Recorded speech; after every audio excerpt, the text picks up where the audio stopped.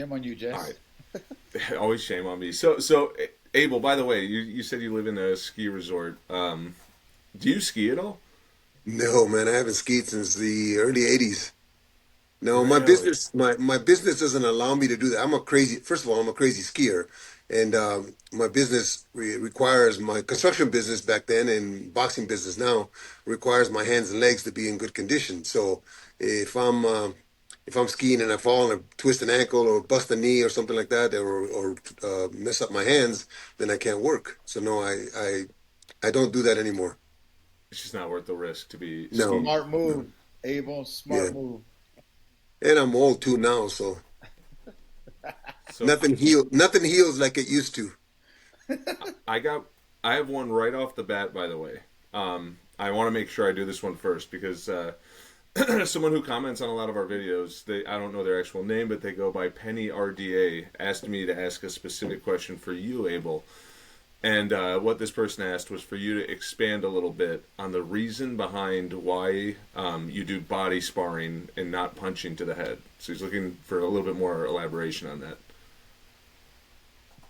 I've I've had a lot of success up here with the strength and conditioning that we do. And my guys generally, if you watch any of my guys fight, they're generally a little bit stronger and more physical. And the altitude makes a difference up here when they get used to it. And when I get a sparring partner up here, they're not used to the altitude. Even if they're here a couple of weeks, they're not used to, in the altitude. So um, for me to get more rounds out of my sparring, I'd rather have my guys just go from the shoulders down and not really to the head. Of course, they make mistakes and they're going to hit you to the head too. When I first brought Gennady up here, um, uh, probably after about 6 months, I had to buy those Jerry Cooney headgears. You remember that, Rudy, that had that big bar that was in the front because he had such a big schnoz and they just had a couple holes in it, Yes. and for the eyes. Uh huh. Yeah, I had to buy a couple of those because he was busting so many noses. Um, and so uh, I think it helps me in keeping sparring partners longer. And that way they're going to take enough punishment in the fight, in my opinion. If they can land it to the shoulders, they can land it to the body, they can land it to the head. All But right. I'm sparring hard though. I know that Rudy doesn't agree with that, but I'm sparring. These guys are sparring 100%. They're not sparring light. So Yeah, you're essentially, right. We it's don't like that agree. old. Yeah. It's like the old Mike Tyson. Like they he would spar guys and he'd get him out of there in like a round or two, and it's like, okay, you're not getting any practice for like a 12 round fight because you're getting all these sparring partners out of here.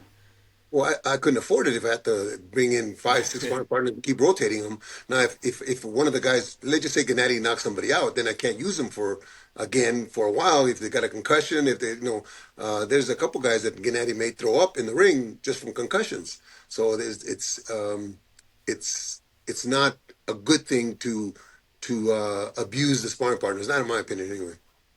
Well, wait a minute. You're saying not to fight, but yet you don't want to abuse them, but you're still fighting.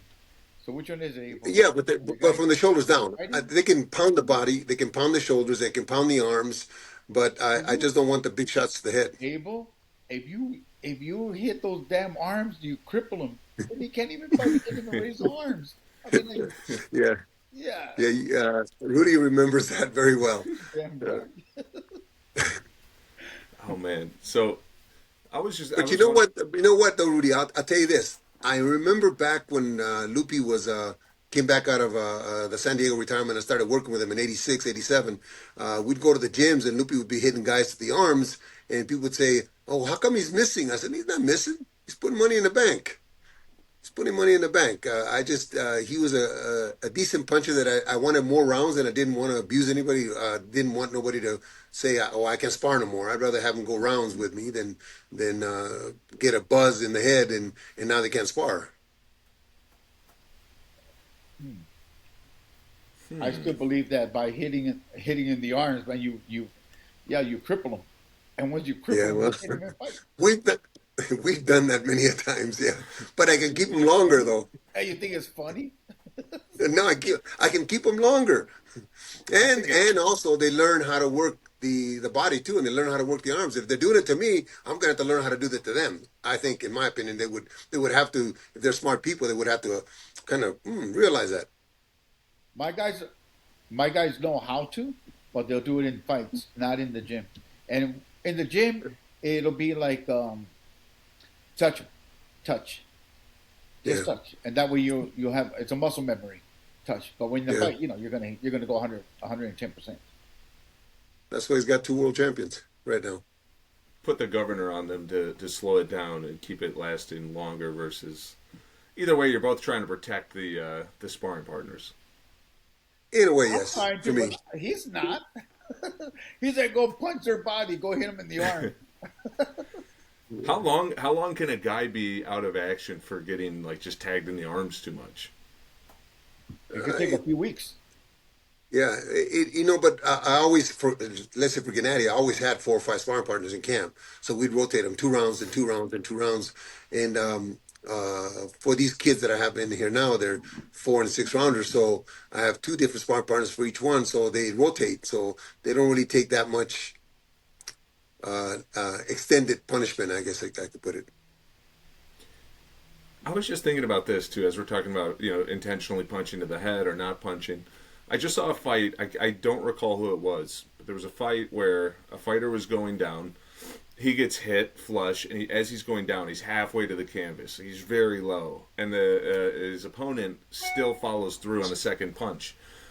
How is it just so hard for a fighter instinctually to pull back when a guy's going down, or do you think that that's trying to get a last shot in when that happens? Well, I think that we program them to hit as many times as it can before it could be considered a knockdown. You don't want to stop. You want to hit him as many times as you can before any part of other than the bottom of the shoes hits the canvas. If he's going down, I want you to punish him. In my opinion, it's not over until the referee says it's over. So I want my guys to continue if it's legal. As long as it's a legal punch, Jesse. I mean, like, Right. I understand, but I also, it kind of, I mean, I don't ever want to see anyone get hurt. I just want them knocked out for 10 seconds. Get up at 11 and go home. But And be okay. Man. Yeah.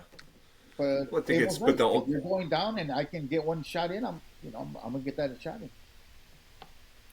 the other side to it too, though, is you don't want to get disqualified. You think of like Roy Jones Jr. versus Montel Griffin, and it was he didn't even hit him that hard, but he hit him right before or right as he was touching the canvas, and it was that split second where you wonder, is the risk worth it? I mean, you're Well, talking in here's the milliseconds. thing, though. We have cameras all over the place, so replay. Right. Once you hit the Well, camera, you unfortunately, yeah. Unfortunately for me, I had a young man that got disqualified twice early in his career for hitting a guy while he was down. And what he would say is that I don't see anything but from the shoulders up. I mean, from the Terry, waist up. Terry Norris. Terry And he knows. almost got disqualified against Ray Leonard when he hit him in the second round when he knocked him down and then went over and Ray just kind of slipped it to one side. But yeah, they a lot of these guys are just programmed that way. I mean, they see from the waist up, they don't see the legs, and that's the way he used to explain it to me. But no, it's you have to be on your p's and q's and make sure you don't get disqualified. In fact, Gennady I think did it to Lemieux Yeah. in their fight. Yeah. How nervous were you when that happened? Because it happened, Lemieux gets up and he goes, hey, it's okay, let's keep fighting. But how nervous do you get when you see that punch thrown, landed, and Lemieux's down? Oh, extremely. I mean, I saw from the corner. I saw exactly with his. He was touching the canvas with his knee, and Gennady didn't really throw it that hard. But all credit to David Lemieux. He didn't feel like he wanted to do the dive, even though he was getting beat. Like I said, all credit to David Lemieux. Yeah, he manned up. Yeah. Absolutely. As we're getting into everything, we haven't talked, and it's been weeks now. What is new for you two? Anything new to report? Anything new and exciting? Status quo? What do we got? Well, I've got a fight coming up on the 21st in Vegas. Muhammad Alakel fights a 6 rounder on the Garcia Barrios card. So I'll be going to Vegas probably the middle of the week and see what we can do there. Fantastic. Well, I'm just waiting for the confirmation of the date. Well, first of all, I have Yes. Anthony La Princesa Olascuaga, who's fighting March the 15th in Yokohama, Japan. He'll be defending his title. He's so excited and happy that he's looking forward to winning. Yeah, I mean, like exactly. That's the mindset to win, and he'll earn that WBO ring. Once you got five title defenses, you get a ring from the WBO. So he's like Really really looking forward to that. Oh wow. wonderful, wonderful. Well, best of luck, huh? Yeah, thanks. I'll tell Yeah. You Maybe, gotta. maybe you can. How many times have you been to Japan? Can't they give you a computer over there? him. I mean, if I asked Mr. Honda, he would, but I don't. I I know mean, you. I'm just kidding. he's a nice guy, but I'll tell him Abel said. I haven't seen him in a while. I would love to see him soon. he's he's gotten older and he doesn't he's I think he's a little tired and Yeah. he just Is he you know, is he in his 80s now, Rudy? no he's about to be he's close Yeah. to it. Yeah. So he's already. I mean, he had been traveling so much for so long. He would he would he would be in Las Vegas, fly back to Japan, and then fly back the day after, 2 days later, and come right back again.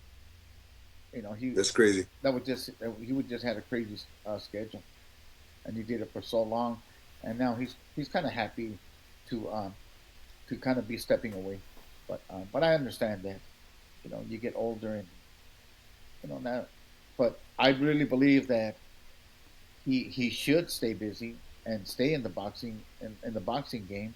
But I think he's Yeah. more looking forward to going to golf. He'll be golfing a lot more often, and he enjoys that. He's He pretty really good, does. Rudy. Yeah, No, and I he's pretty good too. yeah. Yeah, Maybe he'll enter yeah. one of those. We played in Vegas with a couple other guys. He's very good. Oh, nice. Yeah. Did he freeze? Oh, Connect. Yeah, Wait, are you hearing him okay, Abel? yeah. I hear him fine. Oh, You okay. don't? Mine cut out for just a second, so that Oh, must yeah. be on my end. No. Anyway, what I was saying, Francisco Paco and uh, yeah, like I said, and Mr. Honda beat us all. oh, really? How about them Did he get a apples? trophy? Yeah, serious. Abel, did you get him a Yeah, no, trophy? he beat us all. He beat us. Yeah, no, but we had to pay Paco because Paco always wants strokes.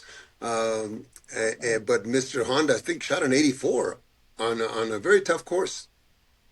oh, really? Wow. Dang. Yeah, no, he did well. How about that? I'm gonna congratulate him Um, later. Yeah, we play Shadow Creek, Winslow course. Very exclusive there. Yeah. Oh, I okay. was going to ask something of you too because I've heard a lot of stuff from people who are.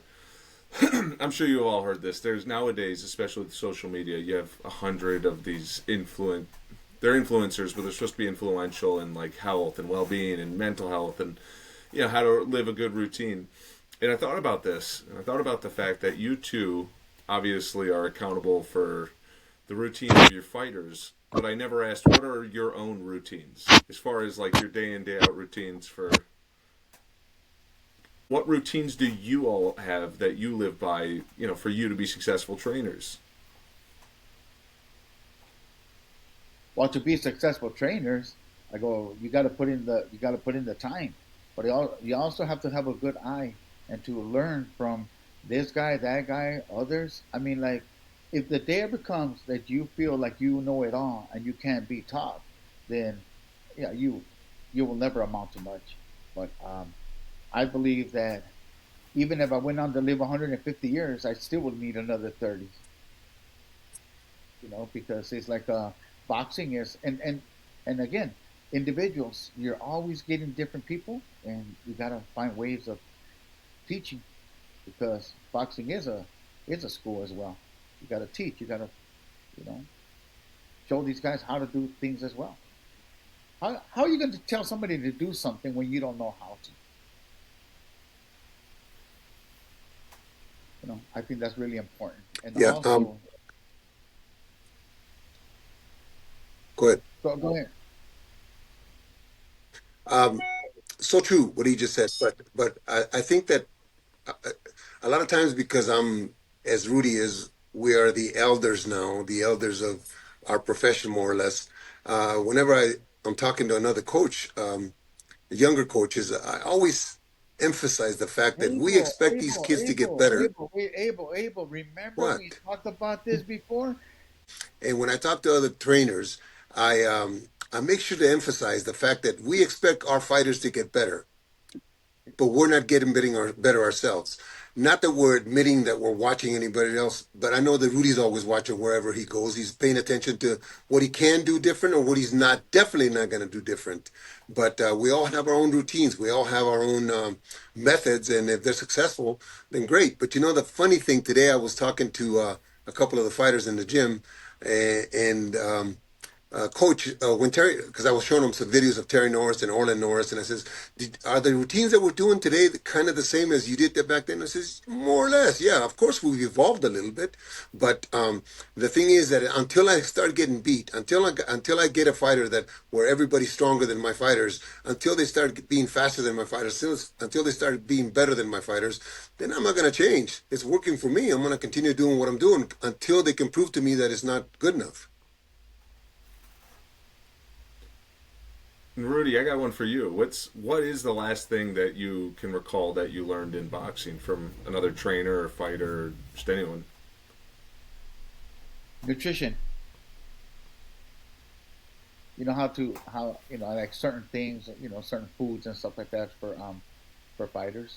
Like and then I had yeah, it just there was this was a long time ago, and this guy was trying to tell me to do a certain thing, but he had the right idea, but you had to pick up your elbow a little bit more, and so I picked up on it.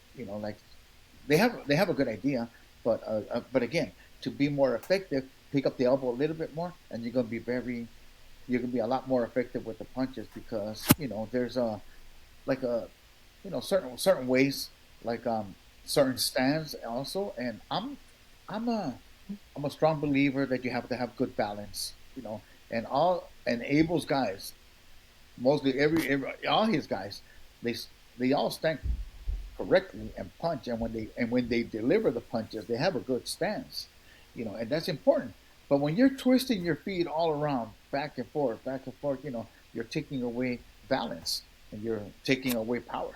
So I always this, and I've said this before.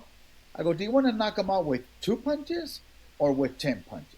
You know, be effective with your punches. You'll knock them out with two punches. Stop twisting those feet, and you'll be stable, and you'll have power behind your punches. Yep. Right on. Um, so this it's a little bit later now because we have some time from the last time we did this. Excuse me. Teofimo Lopez and Shakur Stevenson fight. Shakur makes it a very one-sided fight. I mean, I don't think it was exciting per se, but I think he was very, very effective. He was able to control the fight. To his credit, it looked like he wanted to take it to the next level and try to knock him out, and he was advised against it. So I respect all of that. But on the other side of it, something that was really interesting that unfolded was that it didn't totally seem like Teofimo Sr. was giving him very good advice in the corner. In some rounds, he didn't really give him any advice at all except for to say, where did your power go? What happened to your power? But he wasn't giving him any steps. He wasn't really giving him a clear-cut game plan. He wasn't giving him advice to come back and do anything differently. That's how I perceived it. First off, what did you all think of his job in the corner? Abel. Go ahead, Rudy. Okay. Okay. Um, Go ahead. I didn't see the fight, but based on what you just said, I seen it on social media and everything else, right? And then there's a few recordings being posted, and exactly what you've been saying. And I do believe that he's been very fortunate to have a son who can fight, and got him as far as he did. He, I think Teofimo carried his dad. His dad didn't bring it to the table.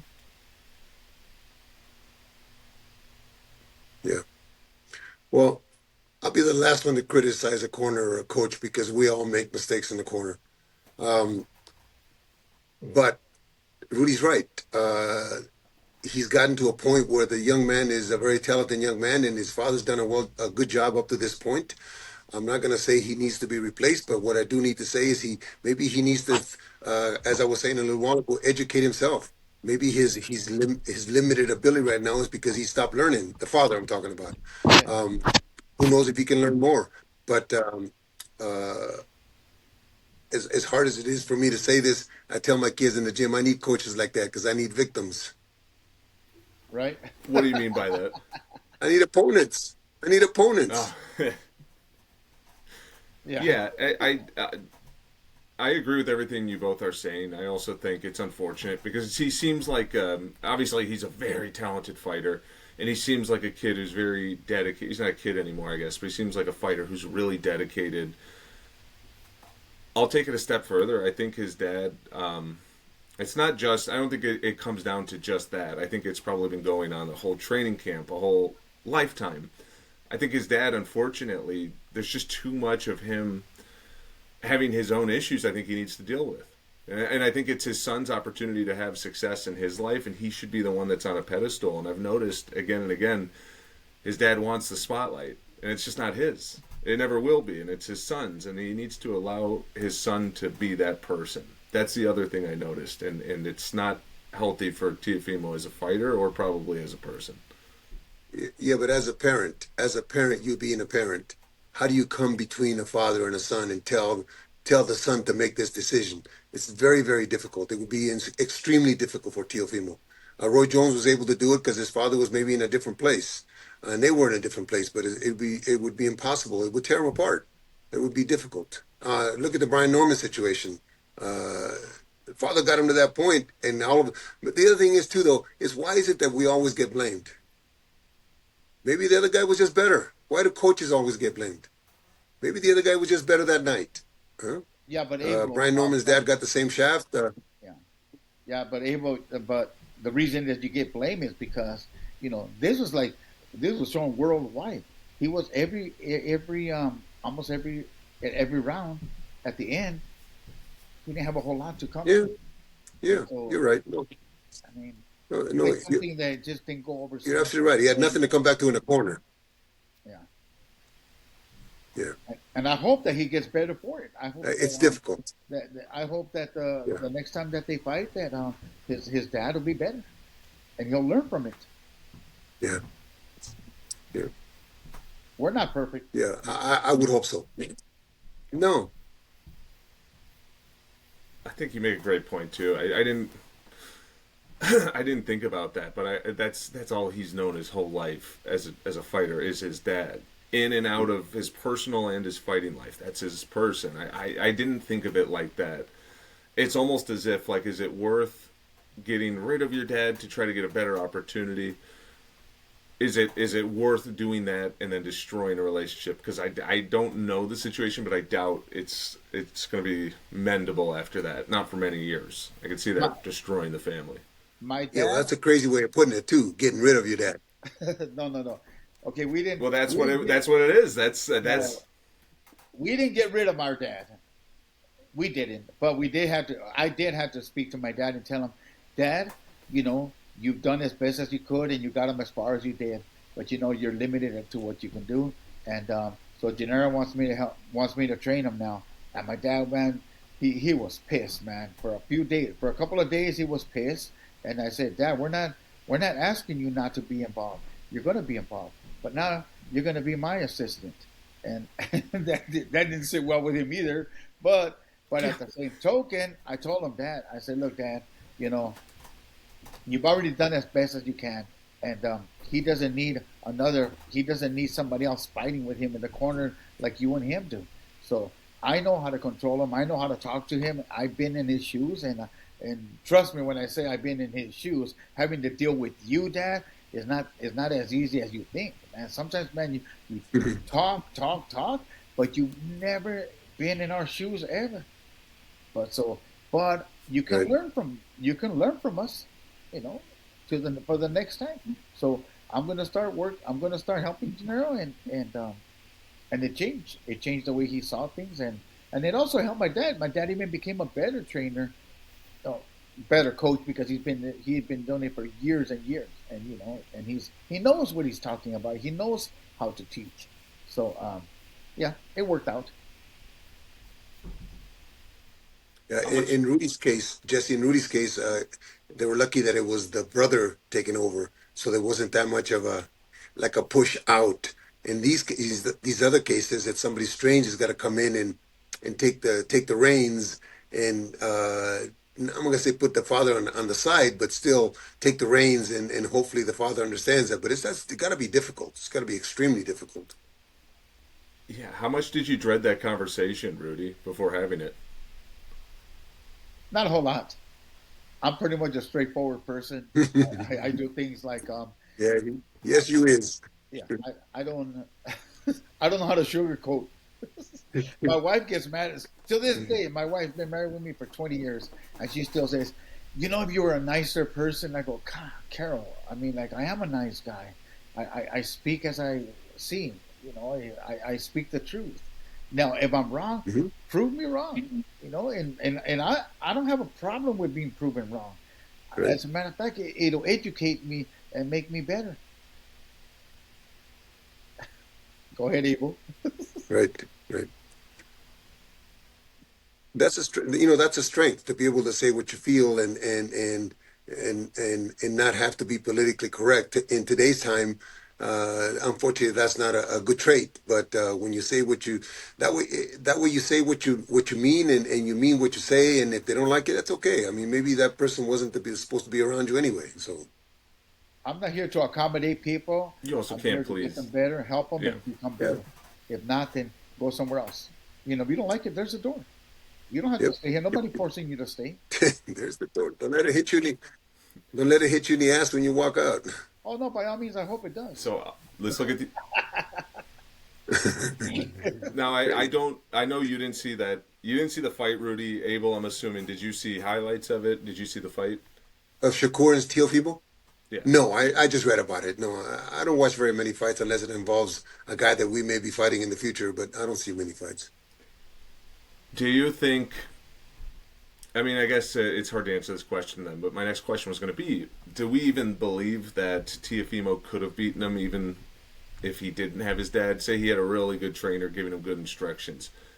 I saw the fight, so I could speak to it. I would say I just didn't see him having any of the tools, and I thought he had a lot more tools, but I didn't see him having any of the tools that were going to offset the timing of Shakur. There's just nothing there to offset it. Shakur was ready for everything. He had the cat-like reflexes and defense.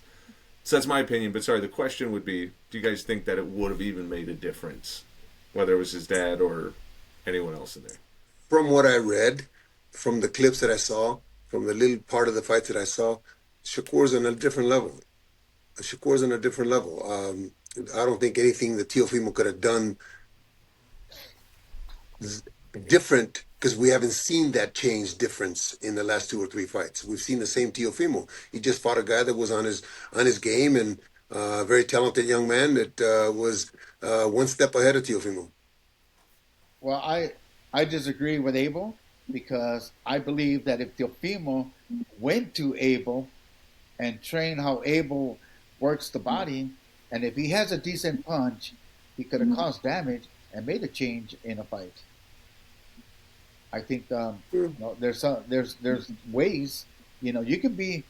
I mean, you could be losing half the fight, but all it takes is that one punch that you land on certain plays that Yeah, will no, that changes everything. yeah, absolutely. But that's why I say I think that a coach, not a trainer, Exactly. a coach takes it would take a coach a couple fights to really put a stamp on a fighter as to his style and how he likes for him to fight. It's difficult for a coach to take a fighter and immediately make a change. I think a dramatic change. So if Teofimo's with, let's just say, with me for a couple fights, or at least for say 6 months in the gym, then I think we could make adjustments. But that has to be something that is implemented in the gym for at least a fight, like I said, or 5 6 months. I kind of disagree with Abel And because I believe that because they're so talented and they have all these guys are really that good. I think they're really that good, and I think that if Abel would have gone a hold of them, I think just in the conversation in the first couple of days of the gym work, he would believe in Abel, and he would pick up his his his boxing abilities and take him to another level because the way that he's being spoken to, the what he's been told, and he'll see that in a different way, and you know what, he'll trust him and he'll do it, and Abel will see it in a few days. Yeah.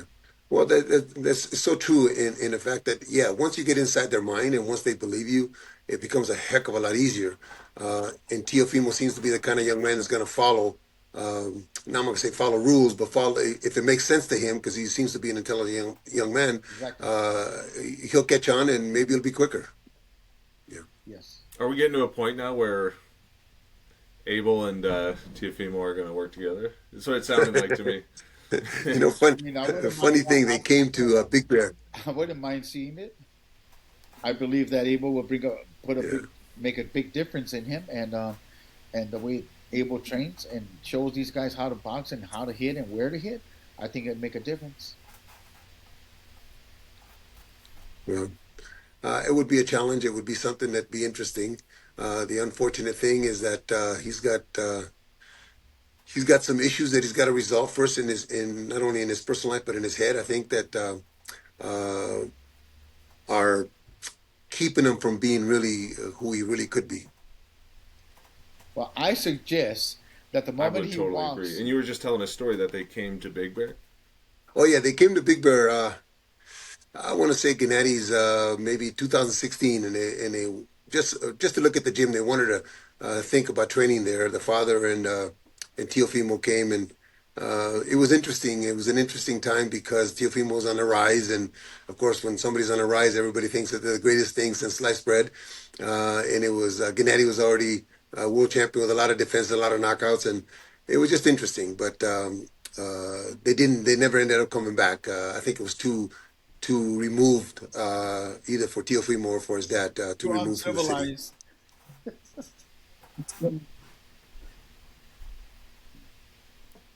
Yeah, it's out in the country. It's not civilized. Yeah, too So uncivilized. I mean, they like to be in takes the me city. to, and actually, Mhm. Yeah, yeah, New York's, they're from Brooklyn, right? So that's a different, I mean, that's a different animal right totally, there. totally. Different Yeah. animal. Um, so But Jesse, in order to give yourself that opportunity, that chance to make a dramatic change, you make a dramatic change. See if it's going to help. If what you're doing isn't working, then I think need to make a dramatic change. If you're looking for a change, it's an interesting thing. I mean, there's a lot of dynamics to it. There's a yeah, lot of dynamics to him having to make that decision. Who is there with him? I have no idea. I know right. I noticed he changed managers. I don't know who's there with him to help him through that. If he's only known his dad the whole time, I can't think of what to compare it to, but it's like this is all he's ever known. This is his whole existence was this. It might be a massive, massive change for him to try to get away from his dad, and then it's like Yeah. everything he knows. So, but yeah, I'd love to see an Abel Sanchez Teofimo Lopez team up. And I agree with Rudy. I think that for the reasons that you said, Abel, that he does have a lot psychologically he needs to figure out and sort through. For those reasons, he's going to need a really strong trainer. I mean, if he changes, I don't know what he's going to do, but it would have to be a really, really strong person who can get in his head and help him believe in the process and himself. Yeah, listen to me. There's several very good coaches on the East Coast. There's several good coaches over there. It's really up to him to allow himself to be coached, to allow himself to. I'm not gonna say forget everything he's learned, but to add something to his repertoire, to add something to his game. To if you watch the fight that he had right prior to this one was I think it was Barboza. He was a totally different fighter in the Barboza fight than he had to be against Shakur. So he's going to have to add things to his ledger as it is right now. And there's several very good coaches on the East Coast that could he go to, but he has got to make the decision to submit to being coached. Speaking of coaching changes, did you? I don't know if you all heard what Tyson Fury had said, but essentially he has a fight coming up. I believe he was working with Sugar Hill Stewart for the last since the second Tyson or Deontay Wilder fight. After that fight, they worked together forever. In his first Usyk fight, I think his dad, a lot of people say, oh, his dad was screaming over Sugar Hill. He wasn't allowing him to coach. In the last fight, his dad didn't do that, and Sugar Hill had the opportunity to coach, still had essentially the same outcome. And now, Tyson Fury's saying in his next fight, he's not going to have a trainer. He's gonna train himself. So he's essentially going to go through the whole training camp, the whole process, based on what he's saying, just doing his own thing. And to paraphrase, he essentially said, I've been doing this for a long time. I know my body. I know what I'm capable of. I know what needs to get done. I don't really need a trainer. I think I can do this by myself. He's being greedy. I mean, he wants to keep that money. He wants to keep that 10%. Yeah, he's greedy. He wants to keep that money. You can't motivate. Yeah, unfortunately, in my view, you can't see outside of yourself. You can't see yourself from the corner. You can't see yourself what you're doing wrong. You can't tell yourself what you're doing because you don't see it. That's why a lot of us, and I've used it for a long time. I use videotape in my gym. I don't show it all the time to my fighters, but whenever they spar, I have a camera that records their sparring, and because we can say you're doing this and you're doing this, and remember we talked about this, and they say, no, coach, I think I'm doing it. Well, let me show you that you're not. So in Tyson's case, he can't see himself from the outside. It's impossible. But listen, maybe Rudy's right. Maybe he wants to save that money. But I don't think that's correct. I'm taking pictures now. I just started doing this just recently. Every once in a while, like I see Tony doing certain things, and I go, God damn, Tony, man. So every time he gets on the ropes, I know what he's going to do. So I take a picture. And when he comes at the end of the round, I go, look, tell me what the hell you see. He goes, oh, right. Yeah. And I go, well, yeah, that's where you get hit, fucker. Do this. Change it. Do it up. Right. And he goes, oh, okay. Right. Because they'll tell you, no, I'm not. No, I'm not. Oh, yes, you are. Look. There it is. That's a great idea. You can show him real-time film on what he's doing correctly and incorrectly.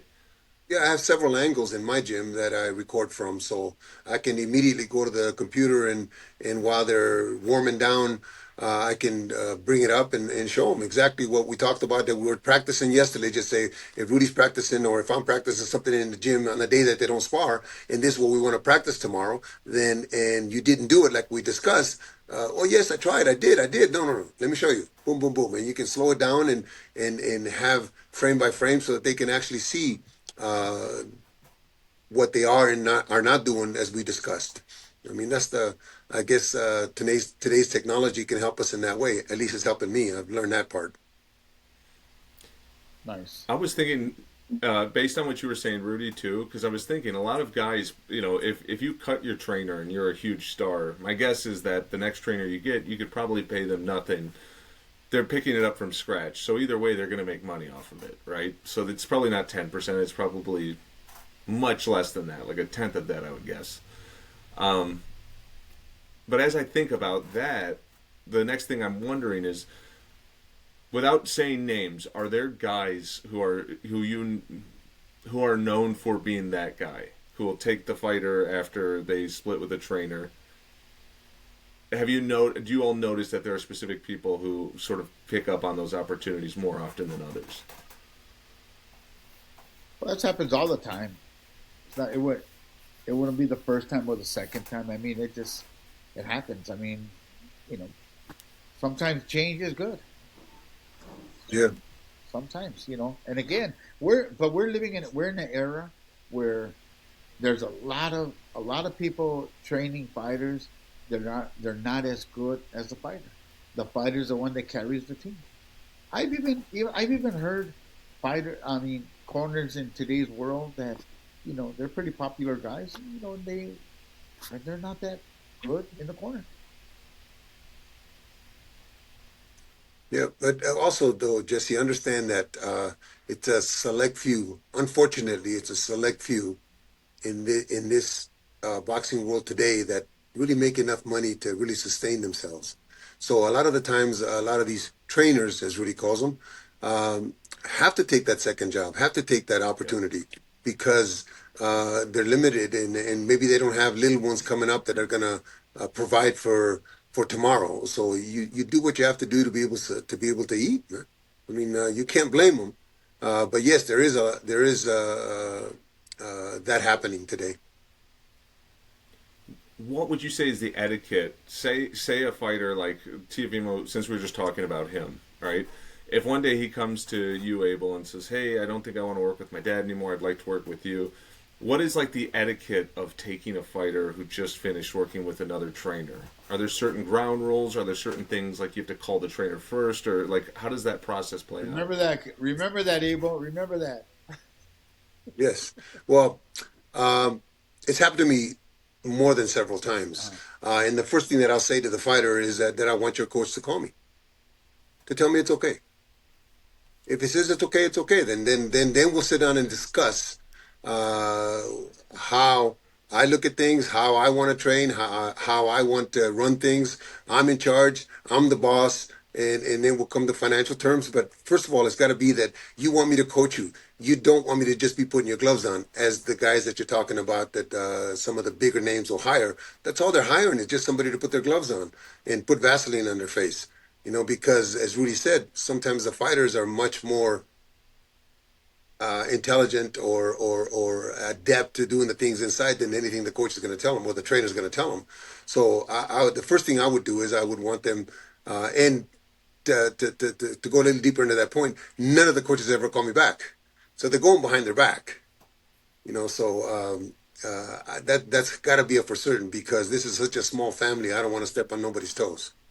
Yeah, for sure. yeah, I believe also the Rudy? same that if a fighter came to me, I would have said no. Have your who, whoever's training you, um, have them call me, or or let's meet up. And once that happens, like we'll see how it works out. But, Yeah. out of respect, because we understand what it's like to to be in those shoes. You put years and years and you invest. The money you can make back, but the time you can't get back. Yeah, you can't get that back. So that's why I say, like out of respect, I'll have them call me, and then we'll take it from there. Couldn't that be? I mean, in some situations, could like if a fighter's having a terrible relationship with their trainer, that trainer will never have that conversation with you regardless. Would that mean that that fighter is essentially stuck in their situation? Well, The unfortunate thing for coaches or trainers in this business today, or has been forever, is we're we are the only ones in the whole equation that don't have a contract. We True. are the only ones in the whole equation that could be, see you tomorrow. I don't want to train with you no more. Manager has a contract, promoter has a contract, sponsors have a contract, TV has a contract, but the coach or the trainer doesn't. But when you get to a certain level, like in Rudy's case and say Freddie's case and Robert, we all demand that or else we don't want to work. But there's a select few that I was saying a little while ago that can afford to turn things down or to take things on because we're fortunate to be in the business long enough to have made a little bit of money that we can sustain ourselves. But it doesn't always work that way, man. Absolutely. Um, Speaking of which, so speaking of a trainer who, to me, has just continually been impressive, and a guy who, like we've talked about before, who's had ups and downs in boxing and now is really riding a wave and getting a lot of success that is well deserved. Did you all see the Figueroa fight? Brandon Figueroa versus Nick Ball? I didn't see it, but I read about it.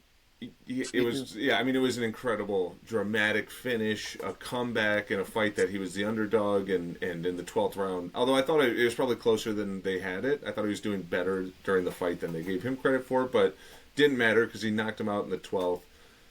And that actually is the third time that there was a major upset by one of Manny Robles' fighters. So there was that one, there was Andy Ruiz, and then there was the one against Caleb Plant.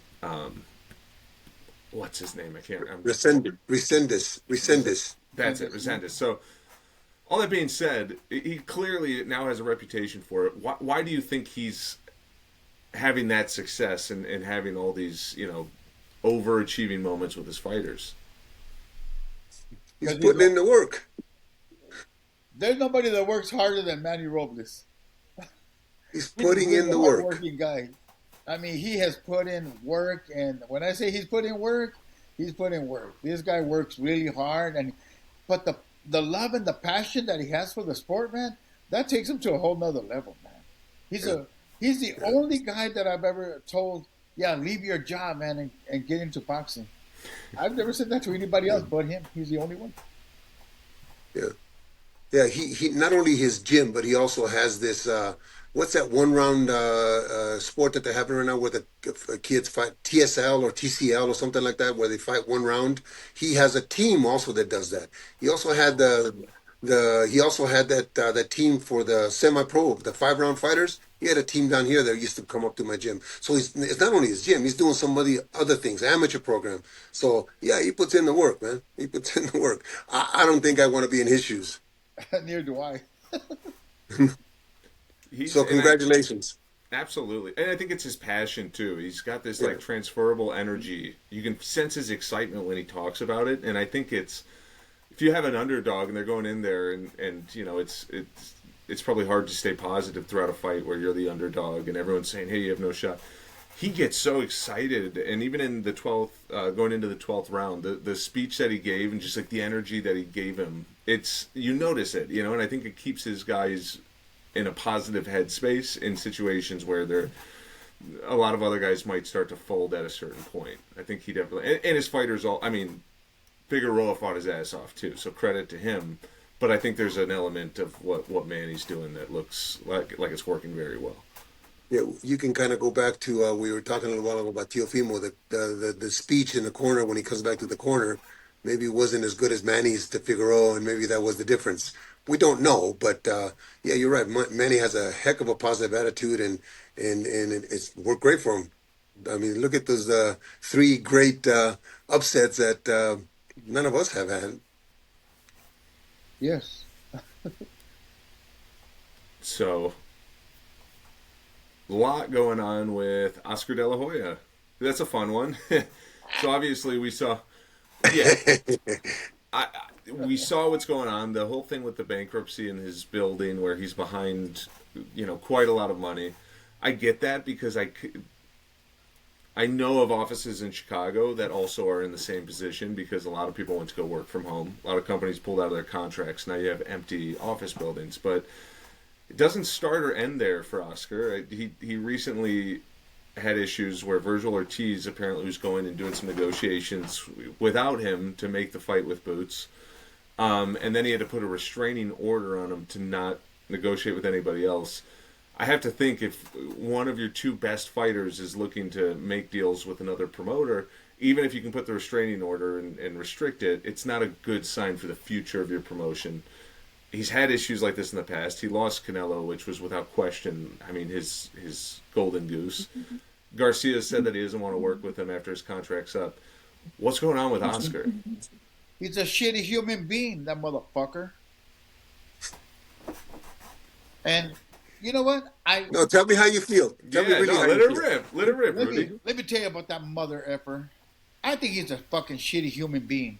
But I never ever wanted him to fail as a promoter, because boxing needs promotions and promoters. And now, as far as him as a individual, I think he's a fucking shitty human being, anyways. And look, I mean, think about it. What did he do to Bob Arum and Top Rank? He left them, and now They say the karma is a bitch, isn't it? It comes back, and before he even when he won the gold medal, there were people that took care of him, helped his mother, and what did he do? He backstabbed, left him, and that's why I say when you're not a nice person, you're not a good person, man. Yeah, it catches up to you. Yeah.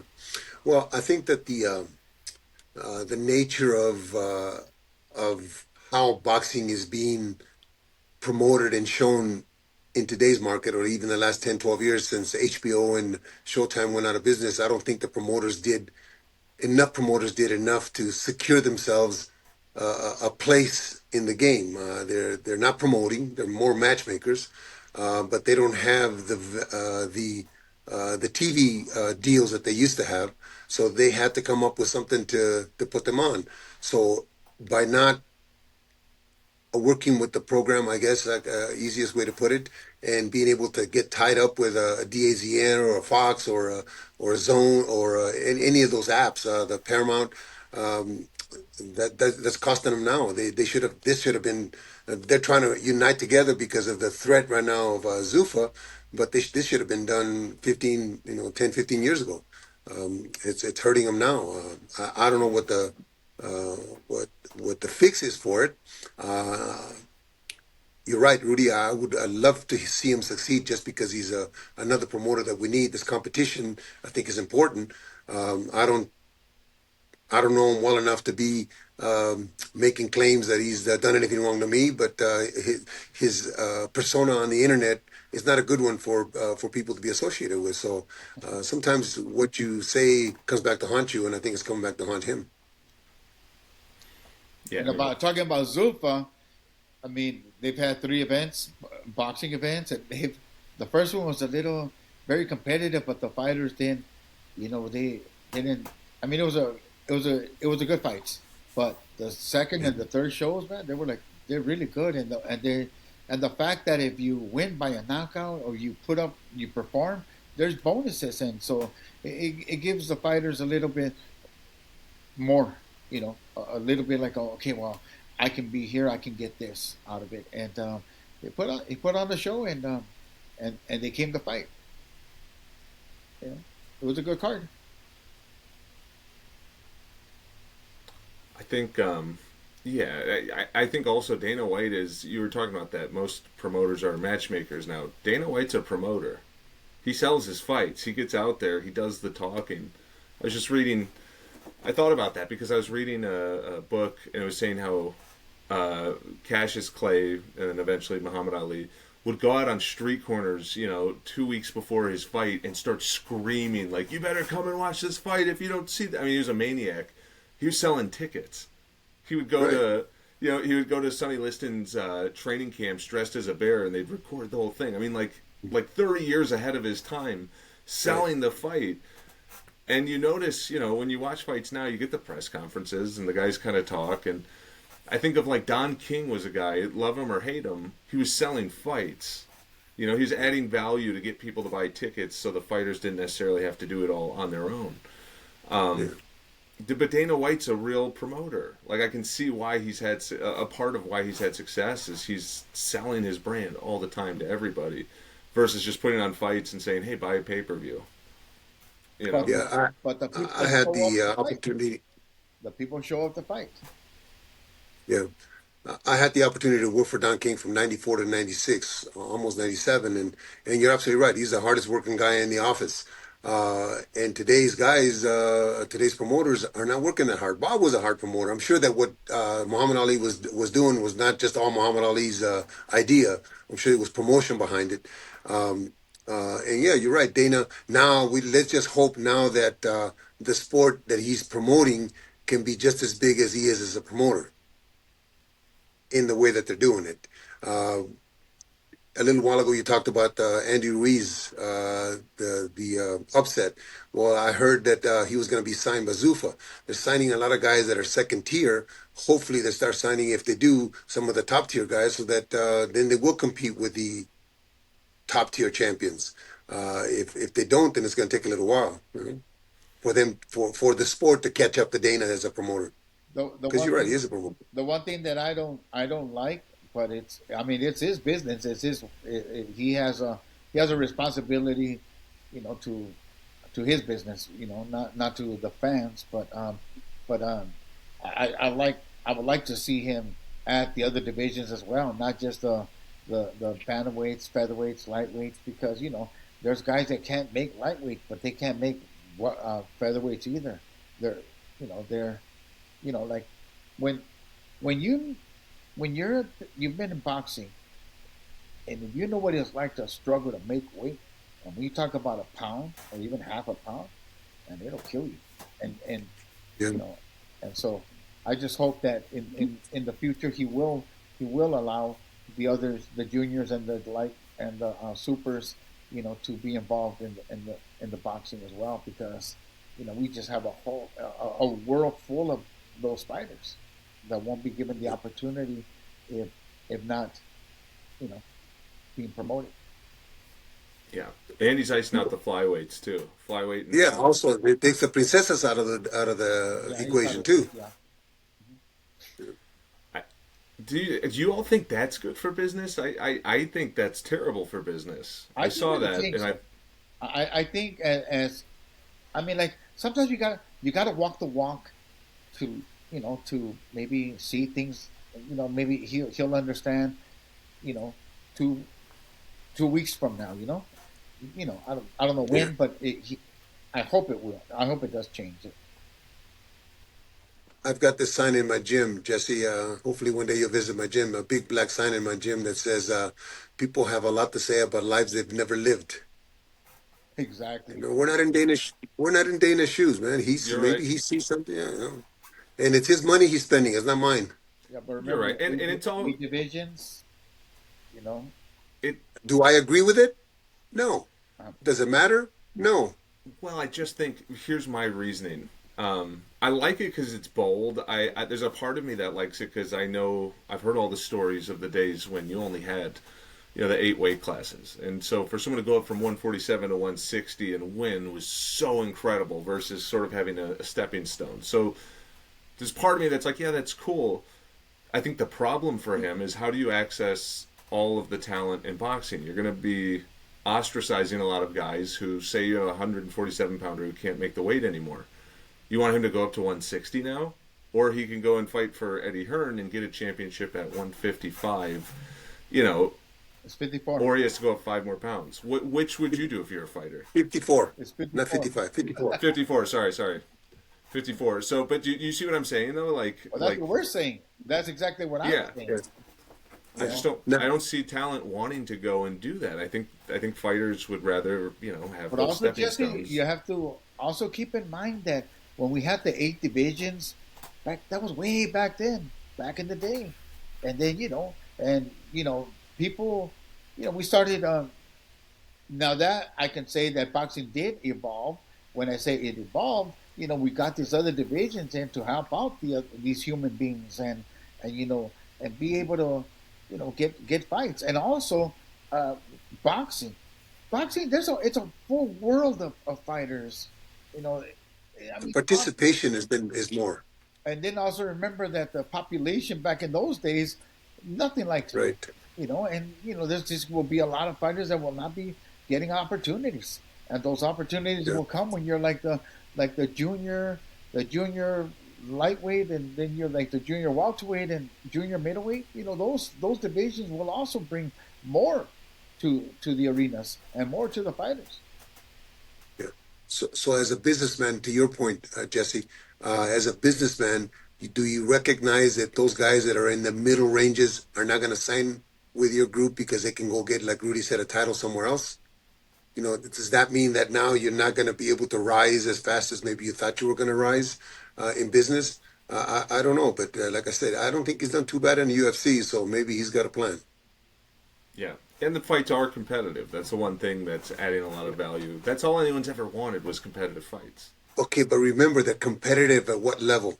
Are the fans going to be blinded by the fact that they're competitive as bar fights, or they're competitive as a club show, or are they competitive on a world stage? That's the thing that I think is going to be an issue. Not so much in the first three shows, but let's say when they start matching. Okay, we just had a kid that fought on the February 1st. Knocked out a kid, knocked out the nail. What was his name? A Russian kid. What the heck was his name? The 175 pounder. I forget his name now. But anyway, we knocked out. He got dropped. Razdik or something like that. He knocked out the nail in the seventh or eighth round. And now we just had Umar knock out his guy in the second round. I think because they're the top 75 pounders, are they going to match them together? So at what point do you start the value of it starts going down because there's not enough higher names, or let's just say better names, to be able to fight each other? Or do they fight each other in a roundabout way? So I think that the sixth, seventh, eighth, ninth show will be able to tell. I think a little more on the value there's going to continue to be. Do you think there's a risk they'll cannibalize the fighters they have just based on the fact that they're so competitive and they only have so many fighters? That's my question. That's what we can't see it right now because right now you're just beginning. But after six, seven shows, eight shows, who are we going to match? Well, right now there's a lot of people trying to sign up with Zuffa boxing, but Okay, well, I hope so for his sake, as business wise. I mean, I don't want to see the organizations go away because I think that a lot of us grew up wanting to see our fighters with a green belt, but there's a lot of organizations. I mean, a lot of fighters that maybe need a boost because they're not going to be able to get to those levels. But will he get them to those levels? how can you Remains not to be want to seen. sign with him when he's going to have shows often? You know, he's the one that's going to Right, be right. promoting because the other promoters are nowhere in sight. Okay, are we going to dilute the product? Is what I'm trying to say. Just like Rudy just said, he's going to have a lot of shows. So how many? We better have a lot of fighters. I remember when I worked for Don, he had like 130 fighters under contract, and we had a show. We had four shows a month, one overseas, one in Vegas, and two local shows somewhere in some local town. So he was putting on shows. He was putting on. And one night we had 17 fights in Baltimore, Maryland. We didn't get finished till 3 in the morning, but you had because he had a lot of fighters. Now, if Zuffa is able to sign all these quality fighters, then maybe it won't dilute the product because they'll be fighting new guys all the time. It won't be fighting like say the two guys that I'm talking about right now fight two fights later against each other, and then who do they fight? Who does the winner fight? Who does the loser fight? Oh, he's going to have them. I He, think he'll have them. He'll have them ready. I'll play the devil's advocate too. Errol Spence and Tim Zhu, they're making a fight between the two of them and putting it on pay-per-view. So, when you think of what are the top level guys doing and how much would it cost to even see them fight, Oh, those guys aren't even top level guys. I'm going to be busy that night. No offense to them. Hey, no offense Yeah. to them. But offense to them. Okay, offense. Well, it's not their fault. I mean, it's the promoter who's doing that, the Yeah. charging. But on the same token, I mean, like it's a pay per view. I go well. I'm going to be busy that day. I know I have Or some you going to be doing the lawn or what? maybe ironing the clothes. There you go. Watching dishes. But wait, we're talking about a guy who was knocked out and then hasn't fought in years, and So another why would guy I who I'm pay? a big why would they even make a fight like that? Is there profit to be made? Are there people who are clamoring to see that fight and to spend money and spend their Saturday night watching that fight? Hey, Jesse, are you going to because pay for No.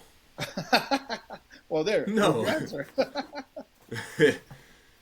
Well, in my opinion, Jesse, I think that they're being misguided. They're being misled. I think that in order to have the public buy something like that, you have to do what, as much as I hate to say it, what Zuffa's doing right now. Just put on shows. Go fight a 10 rounder somewhere, another card. Get back to where people are gonna want to see you and not have to do the dishes or iron clothes. So I think they're being misled. They're being misled that they think they can sell. They're not going to sell. Did you hear that, Jesse? He's doing the dishes. I'm doing the ironing. Yeah. That's never My gonna wife will tell happen. you that I don't do dishes. As we talk about this, actually, I think I'm Team Zuffa for the sole reason that everything we've ever talked about is like fighters have to stay active, and you got to continually have fights. Now they don't have the talent yet. I mean, they just started, but That is the they right model. while they're building the talent, it has to be built on their own, and they have to fight and they have to be competitive, and so they'll give. And also, here's the good thing about Dana White: if you put up a good fight, and if you lose, he won't punish you for it. I mean, he'll put you back in. But you got to fight. You got to earn that right to get it to get the respect. And right now, I see Zuffa. Right now, I see it as the Olympic Auditorium back in the '60s and '70s. That's a That's how bold it's become. claim right A there. lot of great fights. Well, yeah, these guys are fighting right now. That are up and coming guys are fighting each other right now, and only the strong will keep going. I don't want to blame Floyd like a lot of people do, and there's some great fighters blaming Floyd for the type of boxing we have today. But the zero is so important to every fighter today that I think it's hurt boxing. I think the undefeated record is such uh, a farce because I think that when you lose, you learn more about yourself and what it is that you need to do and what you want to do. Not that I want my fighters to lose, but you learn more about yourself. Terry Norris learned more about himself when he got beat. He became a 9 or 10 defenses with me, and he's in the Hall of Fame. So I think that having a zero today doesn't really make you um, that great a fighter, really. La Princesa o la Squaga, from a six There rounder you to go. a 12 round fight. There you go. And look at where he's Did he at learn today. something from that? Did he learn? Two things. He learned two things that performing. If you put up a fight and you work hard and you give your best, and you lose, hey, you don't get punished for it.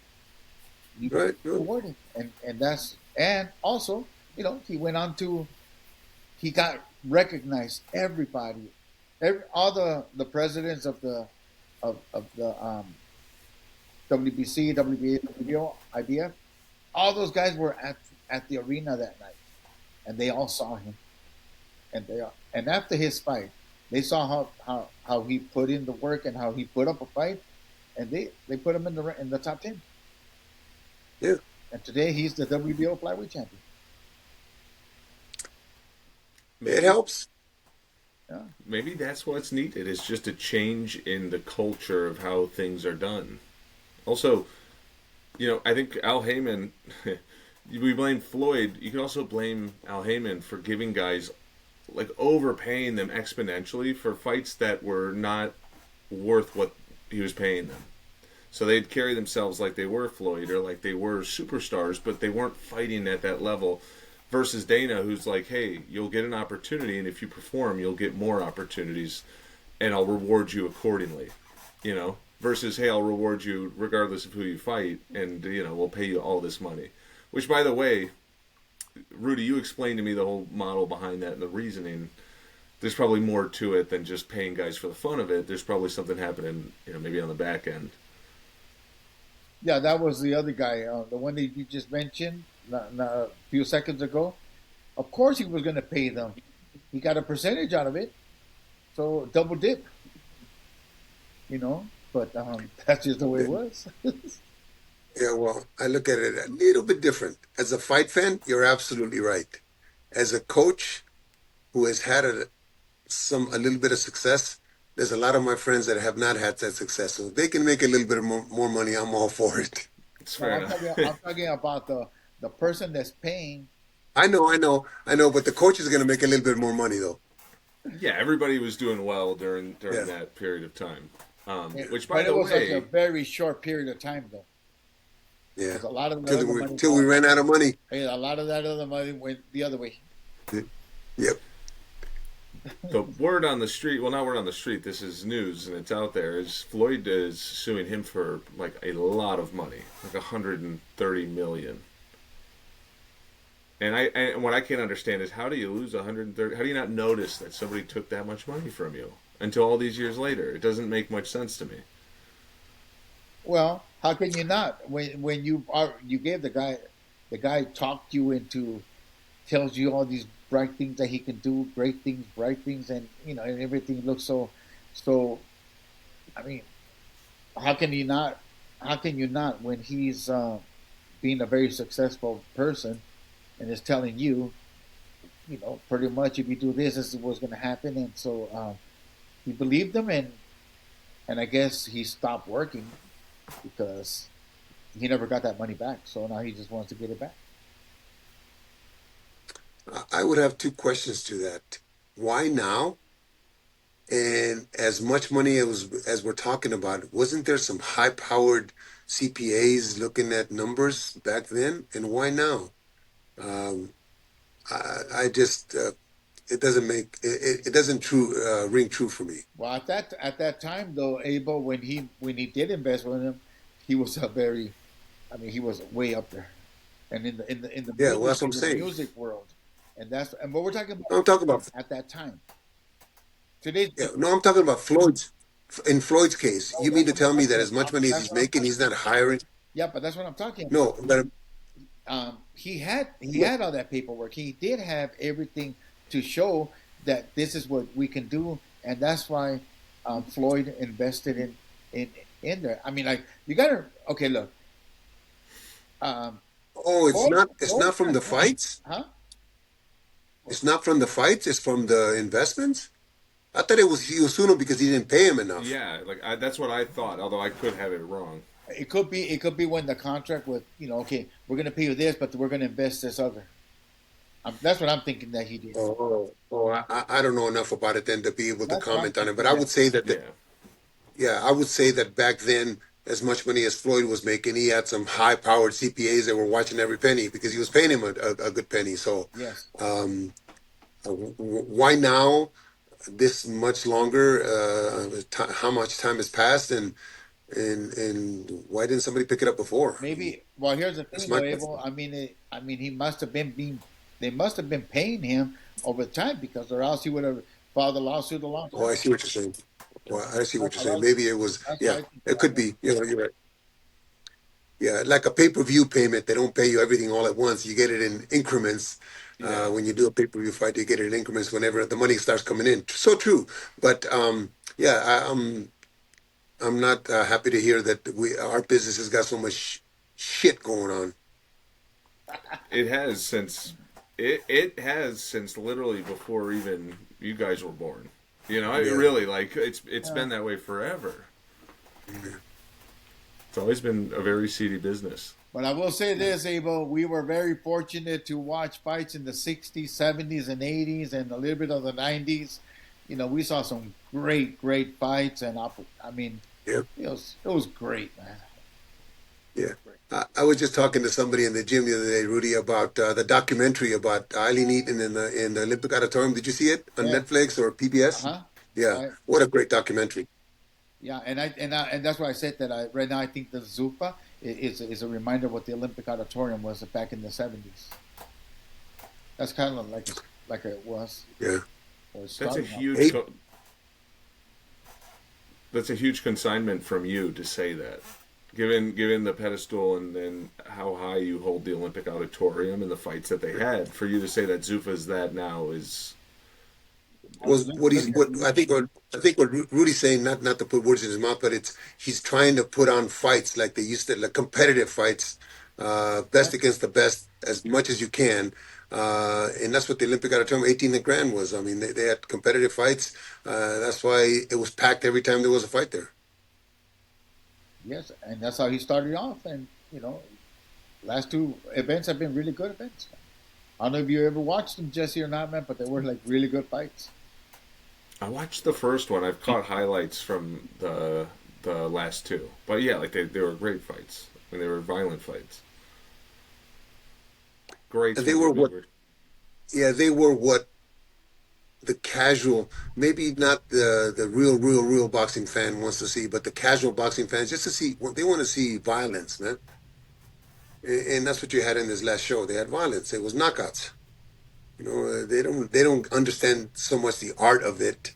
Some of them do, but the art of it and just the fact that we're knockouts. You got people in the audience. You got a fight going on, and it's a boxing match. You got people in the audience yelling, kill him, hit him hard, kill him." And all of a sudden, he hits him hard with a shot, and he goes down. And he says, "Oh God, I hope he's not hurt." You You remember, know? hey, remember Mike Tyson? We all tuned Yeah. in to watch the 1 round fight or 2 rounds, I, but we tuned I'm in. never gonna pay. I'm never gonna pay $90 again to watch him do it, and we do it the next time. Yes, you will. Yeah, of course. How heartbreaking was it when you see a guy that goes down like pretty easily against Tyson? Because there were a few examples of guys who, when they fought him, they weren't planning to stick around. They're like, all They right, didn't I'm go here. down easy. You know how hard Mike Tyson would hit? There Yeah, was I can't cite the exact example, but there was definitely one where the guy, I mean, before he could even make clean contact, he was out of there. He just like hit the deck. well, I think Michael Spinks would be the biggest name that you could think of that all of a That's sudden, what came to second mind. round, he gets clapped with a great right hand. Yeah. But you know what? He was so intimidating at the beginning, though. A lot of we didn't have the coverage that we have now. If some of the opponents would have seen the Quick Tillis, the James Quick Tillis fight that Mike had maybe at his 14th or 15th fight, they would realize that there was a game plan to beat Mike Tyson. You can't fight him, but James Quick Tillis was able to take him 10 rounds, and that was in the middle of his reign or before he fought for a world title. So if we'd have had the technology we have today, maybe we would have been able to look at it. Rudy would have been able to look at it and say, "Oh, this is how we do it. This is how we do it." But the technology wasn't there to be able to go back as much and see that. So a lot of the guys that went into the fights with Mike, they were intimidated, man. They were scared. They were not, I shouldn't say scared, but they were cautious of how violent he was. So a lot of them were quick knockouts, obviously, yeah. Yeah, And then you watch the Jesse Ferguson uppercut and you think, oh, I don't want to be hit with that.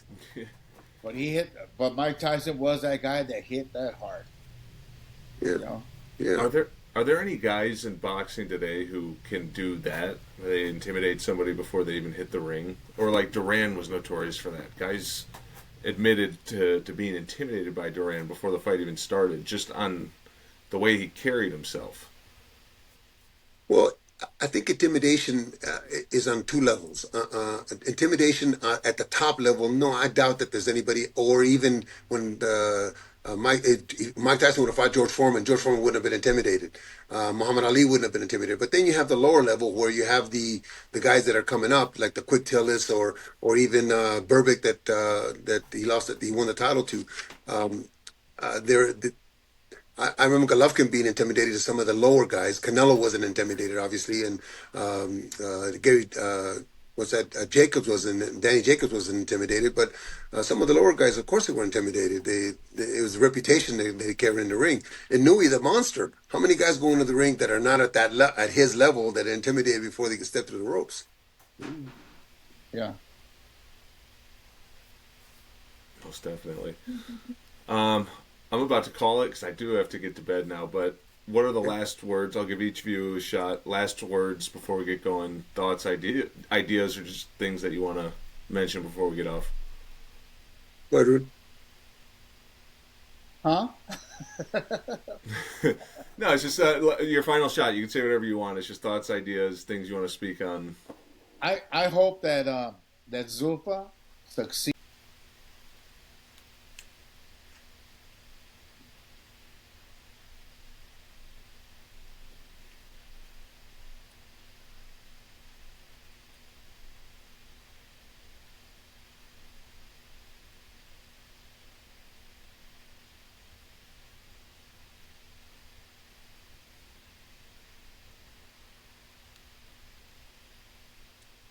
Well, unfortunately, I'm a little biased. I think that I have to remind folks that have a young man fighting on the 21st. His name is Muhammad Alakel.